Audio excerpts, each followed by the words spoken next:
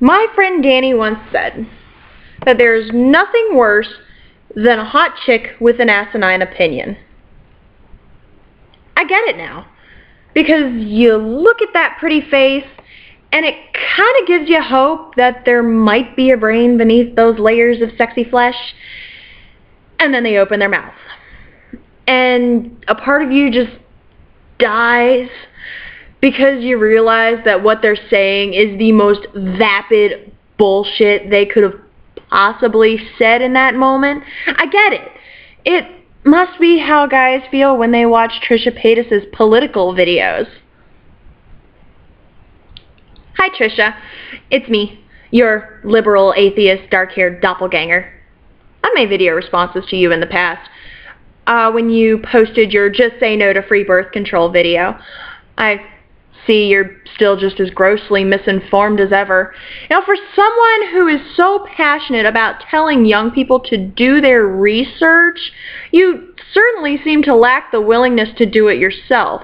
Now, the first thing I want to address is the HHS mandate that you're so up in arms over, still claiming that it's a violation of your religious freedom.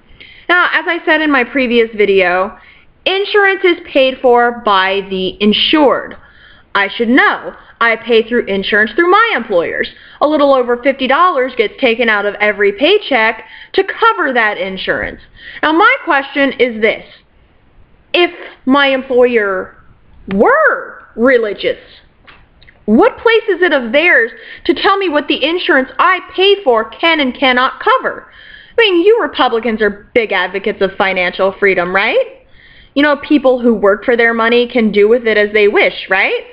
So why the fuck is it okay for my employer to tell me what insurance I can and cannot purchase based on their religious affiliation? Now, if my employer himself were paying for the insurance rather than the money coming out of my paycheck to cover it, I would say yes.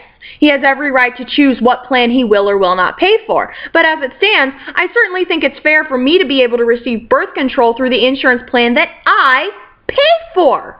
It's not a violation of your religious freedom, sweetheart. You aren't being forced to pay for anything. Now, the second thing I want to address is your claim that the Catholic Church is the church started by Jesus Christ himself. Now, I'm assuming you're talking about the Roman Catholic Church here, in which case that's bullshit. And anyone who has actually read the Bible would know that. The New Testament, and likewise Jesus himself, never say a word about the papacy, the adulation of Mary, praying to the saints, nor many other things within the Catholic tradition. The Catholic Church as we know it today dates back to the Roman Emperor Constantine, who was the first Roman emperor to embrace the Christian faith, and the Council of Nicaea. Matthew 16:18, which you claim says that the Catholic Church will not fail, does not say that. Matthew 16:18 says this, "And I say also unto thee that thou art Peter, and upon this rock I will build my church, and the gates of hell shall not prevail against it." Nothing about Catholic anything mentioned there. Nothing about Catholic anything mentioned anywhere in the Bible. If your faith is so important to you as you claim, I suggest you read up on it a bit. Maybe actually read your holy book. Now, something else I'm curious about is that you say the one thing that you don't agree with the Catholic Church on is gay marriage. Wow, you fucking hypocrite. How is making insurance companies cover birth control on the insurance plan paid for by their customers a sin, but somehow gay marriage is okay by you? Because we need to evolve with the times, as you say, but we only need to evolve with the times on gay marriage, right? Now, don't get me wrong, I'm an advocate of gay marriage. I myself am bisexual. I'm just asking for a little bit of consistency here. Now, I also take very serious issue with your claim that the liberal media is brainwashing people, and yet you parrot your opinions straight from the mouths of Jabber the Hutt, Limbaugh, and the Fox News bots, all of whom are confirmed fear-mongering liars.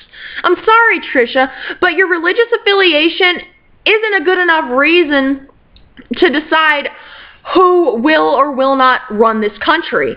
There are more pressing issues at hand, such as the economy, affordable health care, and the national debt and deficit. There are just too many things to consider in this election for you to get hung up on the false claim that Obama is a socialist, communist, Muslim, Marxist who wants to take your religion away. As my coworker Deborah says, reading is fundamental.